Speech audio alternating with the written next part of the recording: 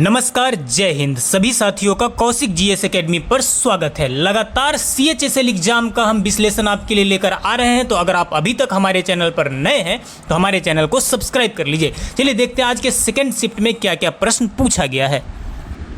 पहला क्वेश्चन जो second shift में पूछा गया है, भारत का राष्ट्रीय गीत किसने लिखा है? तो भारत का राष्ट्रीय गीत बंकिम चंद्र चटर्जी ने लिखा है। कुछ क्वेश्चन पिछले शिफ्ट में जो पूछा गया था इस शिफ्ट में भी रिपीट हुआ है, तो कई क्वेश्चन अलग अलग शिफ्टों में रिपीट भी हो रहे हैं, तो आपको विश्लेषण देखना अति आवश्यक है। चलिए नेक्स्ट क्वेश्चन जो पूछा गया, दूरबीन का आविष्कार किसने किया? तो दूरबीन का आविष्कार गैलीलियो ने किया था। किसने किया था? गैलीलियो ने। अगला क्वेश्चन था कि विश्व रेड क्रॉस दिवस किस दिन मनाया जाता है? तो विश्व रेड क्रॉस दिवस 8 मई को मनाया जाता है। किस दिन मनाया जाता है? 8 मई को।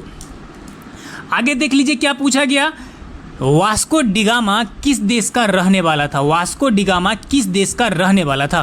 तो वास्को डिगामा पुर्तगाल का रहने वाला था। ध्यान रखिएगा, कहाँ का? पुर्तगाल का। नेक्स्ट क्वेश्चन है कि प्रथम पंचवर्षीय योजना कब से प्रारंभ हुई? तो प्रथम पंचवर्षीय योजना वर्ष 1951 से प्रारंभ हुई थी। अगला क्वेश्चन है कि पानी का रासायनिक सूत्र क्या होता है? तो पानी का रासायनिक सूत्र होता है H2O। क्या होता है? H2O। नेक्स्ट क्वेश्चन पूछा गया कि गदर पार्टी के संस्थापक कौन थे? तो गदर पार्टी के संस्थापक थे लाला हरदयाल। कौन थे? लाला हरदयाल। अगला क्वेश्चन था कि शरीर में सबसे बड़ी अंतःस्रावी ग्रंथि कौन सी है? तो शरीर में सबसे बड़ी अंतःस्रावी ग्रंथि थायराइड ग्रंथि है। कौन सी है? थायराइड ग्रंथि। नेक्स्ट क्वेश्चन है कि विश्व में चांदी का सबसे बड़ा उत्पादक देश कौन सा है? तो विश्व में चांदी का सबसे बड़ा उत्पादक देश है मैक्सिको। कौन सा है? मैक्सिको। बल्ब का फिलामेंट किससे बना होता है? पिछले शिफ्ट में भी यह क्वेश्चन पूछा गया था, ध्यान में रखिएगा। कई प्रश्न मैंने पहले ही बता दिया कि बार बार रिपीट हो रहे हैं। आपको डेली एग्जाम से पहले आपको विश्लेषण देख के जाना अति आवश्यक है। तो बल्ब का फिलामेंट किससे बना होता है? तो ये टंगस्टन से बना होता है। किससे? टंगस्टन से। नेक्स्ट क्वेश्चन देख लीजिए आप यहाँ पे कि महान चिकित्सक चरक यह किसके दरबार में थे? तो ये कनिष्क के दरबार में रहते थे। किसके? कनिष्क के। कांग्रेस और मुस्लिम लीग के बीच में लखनऊ समझौता कब हुआ? तो कांग्रेस और मुस्लिम लीग के बीच लखनऊ समझौता वर्ष 1916 में हुआ था।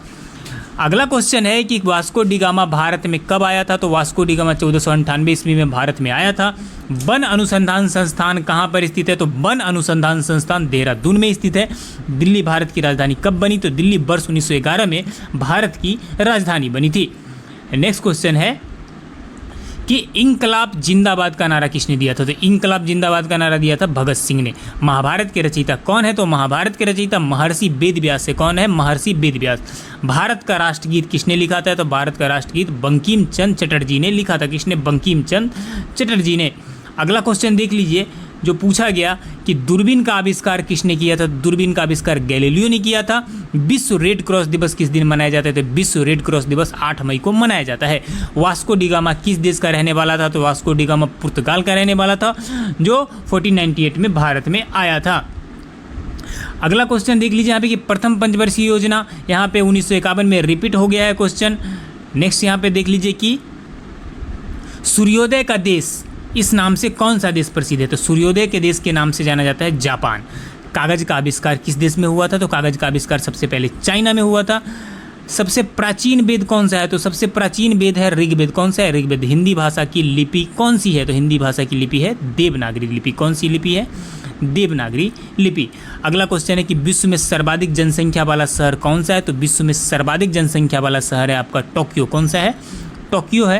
नेक्स्ट क्वेश्चन देखिए, सर्वप्रथम किसने सम्राट अशोक के अभिलेखों को पढ़ा था? तो सर्वप्रथम जेम्स प्रिसेप ने सम्राट अशोक के अभिलेखों को पढ़ा था। तो अगला क्वेश्चन था कि अर्थशास्त्र का नोबेल पुरस्कार किस वर्ष शुरू हुआ? तो अर्थशास्त्र का नोबेल पुरस्कार वर्ष 1969 में शुरू हुआ था। नेक्स्ट था कि गुप्त वंश का संस्थापक कौन था? तो गुप्त वंश का संस्थापक श्रीगुप्त था। कौन था? श्रीगुप्त। नेक्स्ट क्वेश्चन देख लीजिए आप यहाँ पे कि तुलबुल परियोजना किस नदी पर स्थित है? परियोजना बार बार पूछा जा रहा है, याद रखिएगा, झेलम नदी पर स्थित है। रेडियम की खोज किसने की थी? तो रेडियम की खोज पियरे और मैरी क्यूरी ने की थी। नेक्स्ट क्वेश्चन को ओलंपिक खेलों में हॉकी को कब शामिल किया गया? तो ओलंपिक खेलों में हॉकी को वर्ष 1928 में शामिल किया गया। कब शामिल किया गया? वर्ष 1928 में। जनता की शांति निकेतन की स्थापना किसने की थी? तो शांति निकेतन की स्थापना रविन्द्रनाथ टैगोर ने की थी भारतीय राष्ट्रीय कांग्रेस की स्थापना किस वर्ष की गई थी? तो भारतीय राष्ट्रीय कांग्रेस की स्थापना 1885 में की गई थी। कब की गई थी? 1885 में, ध्यान में रखिएगा। नेक्स्ट अगला क्वेश्चन है कि अजंता की गुफाओं की चित्रकारी किस धर्म से संबंधित है? अजंता की गुफाओं की चित्रकारी बौद्ध धर्म से रिलेटेड है।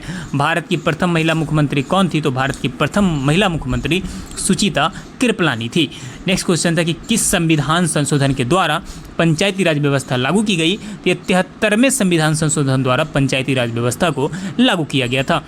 अगला क्वेश्चन था कि प्लासी का युद्ध कब लड़ा गया? तो प्लासी का युद्ध जून 1757 ईस्वी में लड़ा गया था। नेक्स्ट क्वेश्चन देख लीजिए आप यहाँ कि भारत पाकिस्तान सीमा रेखा किस नाम से जाना जाता है? तो भारत पाकिस्तान सीमा रेखा रेड क्लिफ रेखा के नाम